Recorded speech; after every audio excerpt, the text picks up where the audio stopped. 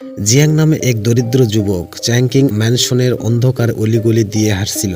পকেটে মাত্র কয়েকটি মুদ্রা, গায়ে পুরনো ছেঁড়া কোট, আর মুখে একরাশ হতাশ। আর জীবনে কোনো সুখ ছিল না, শুধু সংগ্রাম। সে ক্লান্ত শরীরে একটা পুরনো দোকানের সামনে দাঁড়িয়েছিল।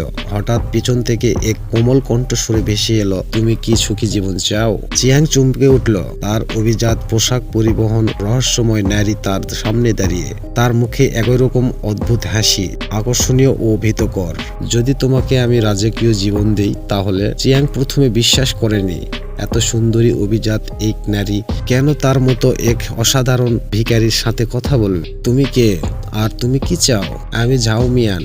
আমি তোমাকে এক জীবনে দেব যা কল্পনাও করতে পারবে না। শুধু এই কাগজে সই করো। সে এক চুক্তিপত্র এগিয়ে দিল। কাগজে লেখো, এই চুক্তিতে স্বাক্ষর করলে রেজিয়াং প্রাসাদের সমস্ত সম্পত্তি জিয়াং এর হবে এবং ঝাওলিয়ান চিরকাল তার স্ত্রী থাকবে। তবে চুক্তি বাতিল করা যাবে না। জিয়াং এতদিন দরিদ্রতা কষ্ট ছিল, সে এক মুহূর্তে ভাবলো না। কলম তুলে চুক্তিতে স্বাক্ষর করলো। ঠিক তখনই চারদিকে থেকে অদ্ভুত বাতাস বইতে শুরু করলো। ঝাওলিয়াং এক অদ্ভুত হাসি দিল। তার মুহূর্তের মধ্যে জিয়াং অজ্ঞান হয়ে পড়ে গেল।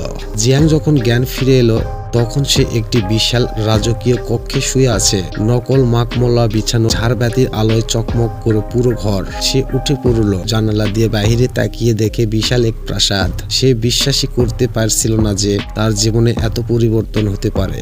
যেন এই প্রাসাদটি বাইরের পৃথিবী থেকে বিচ্ছিন্ন। রাত হলে অদ্ভুত আওয়াজ শোনা যেত, কখনো কান্নার শব্দ, কখনো অজানা ফিসফিসিনি। একদিন রাতে জিয়াং ঘুমিয়ে থেকে উঠে জাওলিয়ান জানালার পাশে দাঁড়িয়ে অন্ধকারে দিকে তাকিয়ে আছে। তার চোখে কোনো অনুভূতি নেই, যেন সে কোনো অভিশপ্ত আত্মা। জিয়াং আর থাকতে পারছিল না। সে ঝাওলিয়ানের কাছে গেল। কাছে গিয়ে বলল, তুমি আসলে কে?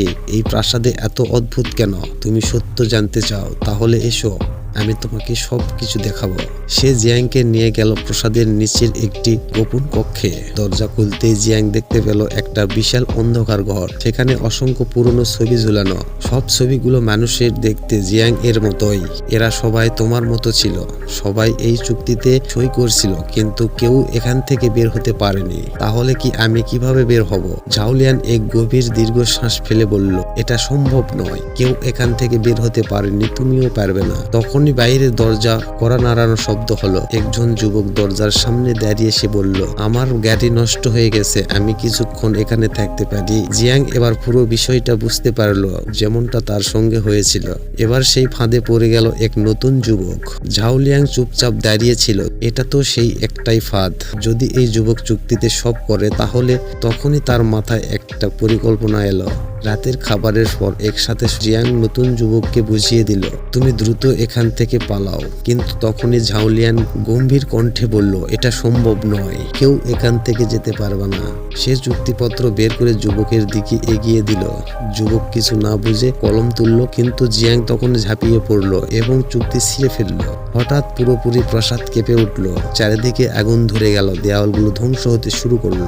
জিয়াং আর যুবক দৌড়াতে শুরু করলো, কিন্তু ঠিক তখনই ঝাওলিয়াং এর মুখটা বিকশিত হয়ে গেল। তার শরীর থেকে ধোঁয়ার মতো কিছু বের হতে লাগলো। সেও কোনোদিন এই চক্করের অংশ হবে। এই গল্পটি যদি ভালো লেগে থাকে অবশ্যই একটি লাইক